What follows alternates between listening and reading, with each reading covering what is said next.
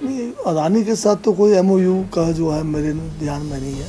किस किस्म का एमओयू की बात आप कर रहे हैं मुझे बताएं आप। जिस प्रकार से इस बार प्रदेश में और व्यापक तरीके से जगह जगह पर, सिर्फ कोई एक ही जगह में सीमित नहीं रहा, ये जो है चाहे ऊंचे वाले क्षेत्र हैं हमारे, चाहे निचले क्षेत्र हैं, सभी जगह पे ज़मीन धंसने का एक जो नया फिनोमेना शुरू हुआ है। कई जगह पर अगर आप देखेंगे तो बिल्कुल पहाड़ साफ है, परंतु एक पॉइंट पे जो ऐसे लगता है जैसे कि कोई उसके ऊपर ही कोई बम पड़ गया हो और सारा का सारा नीचे को स्लाइड हो गया है। तो ऐसे बहुत सारे गांव भी है जहां पर टोटल गांव जो है बिल्कुल एक किस्म से पूरा गांव ही उसमें जो धस सा गया है। तो ये एक नया फिनोमेना देखने में आया है और सभी जगह से डिमांड भी है कि इसका जो है साइंटिफिक इन्वेस्टिगेशन किया जाए। कुछ जगह पे ये इन्वेस्टिगेशन शुरू भी कर दिया गया है। अब एनएचआई के रोड्स भी अगर आप देखेंगे वहाँ भी यही मांग की जा रही है कि भाई इतना ज़्यादा जो स्लाइड इन नेशनल हाईवेज़ पर हुआ है उसका क्या कारण है।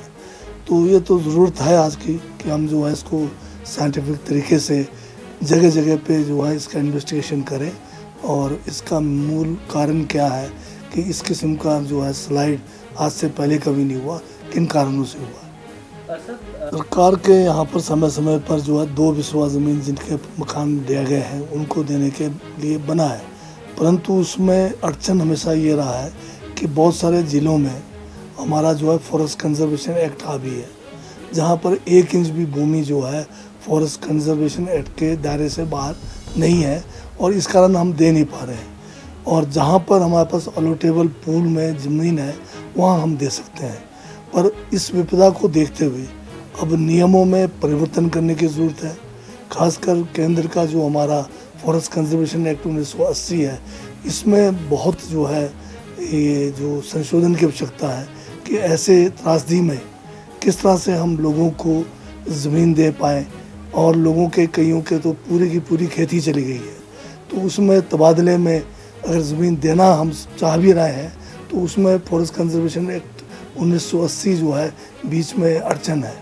तो इन सब के ऊपर विचार किया जा रहा है और माननीय मुख्यमंत्री इस बारे में चर्चा भी कर रहे हैं और कैसे हम इस दायरे से बाहर निकलकर किसानों को भूमि के बदले भूमि दें और जिनके पास ज़मीन जो मकान बनाने के लिए भी नहीं है उनको कैसे आबाद करें, इस पे विचार हो रहा है। सर, केंद्र को क्या प्रपोजल दिया जाएगा या आपको लगता है कि इस तरह की केंद्र दे सकता है? अब कानून तो बनाने पर है, वक्त के साथ कानून में संशोधन की ज़रूरत है।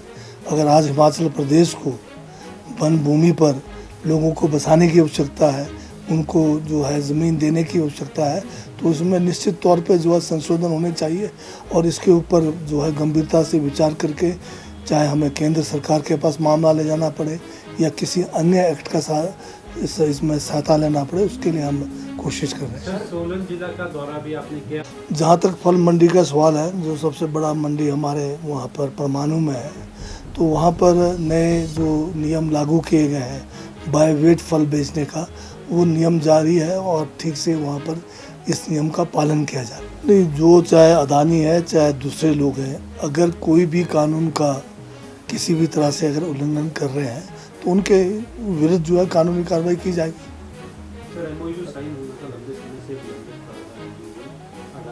प्रदेश सरकार ने जो भी समस्याएं हैं ये सारा उनके ध्यान में लाया है। जहाँ पर रॉन्ग इंजीनियरिंग की बात है, जहाँ पर जो है पहाड़ों को काटने का जो तरीका है वो गलत है, इन सब बातों को उनके ध्यान में लाया गया। टाइम के लिए तो जब भी ये जो बीच में जहाँ जहाँ भी स्लिप्स आए, लैंडस्लाइड जो है, बार बार इनको कह रहे हैं कि हम इसको जो है युद्ध स्तर पर काम करें। वो तो चाहे कुल्लू का दशहरा हो या ना हो, परंतु ये सड़क को जो है बहाल करना इनकी जिम्मेवारी है और इनको युद्ध स्तर पे करना चाहिए। अब जहाँ तक नुकसान की बात करें तो ये आंकड़ा तो अब जो है करीब 10,000 करोड़ के नज़दीक तक पहुँच गया है और जहाँ तक ह्यूमन लॉस है लाइफ का, ये भी 400 के पास पहुँचा है। 360 के करीब लोग इंजर्ड भी हैं और 2400 से ज़्यादा पक्के मकान जो क्षतिग्रस्त पूर्णतः हुए हैं, 10,000 से ज़्यादा जो है पार्शियल डैमेज हुए हैं। तो इस हिसाब से तो बहुत ज़्यादा नुकसान हुआ है और लोगों के जो ज़मीन हमेशा के लिए चले गए हैं, बह गए हैं, वो भी मतलब हज़ारों हेक्टर में है। अभी आप देखेंगे तो कम से कम 2000 से ज़्यादा लोग, अभी करीब 3000 के करीब लोग जो है एक किस्म से विस्थापित हैं, कैंपों में रहने के लिए मजबूर हैं।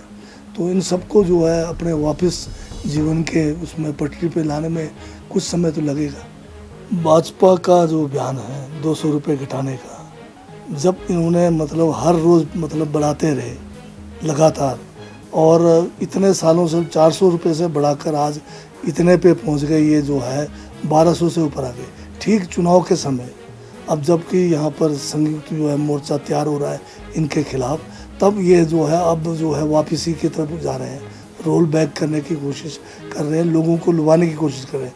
पर जनता सब कुछ समझते हैं कि 400 रुपये का सिलेंडर इन्होंने 1200 तक पहुँचा है, 1300-1400 तक भी पहुँचा है, तो अब इसको वापस लाने में कोई इनको फ़ायदा मिलने वाला नहीं है। शुरू किया था हमारे माननीय मुख्यमंत्री, आपको याद होगा 15 अप्रैल के दिन जनजातीय क्षेत्र में स्पीति में गए, काजा में उन्होंने इस स्कीम की शुरुआत की। काजा स्पीति का जो सब डिवीज़न है उसके जितनी भी महिलाएं वहाँ पात्र थे, सभी को ये सम्मान राशि देने का घोषणा करके शुरुआत भी किया। पर उसके तुरंत बाद आप जानते हैं कि इतनी बड़ी त्रासदी प्रदेश के अंदर आया है।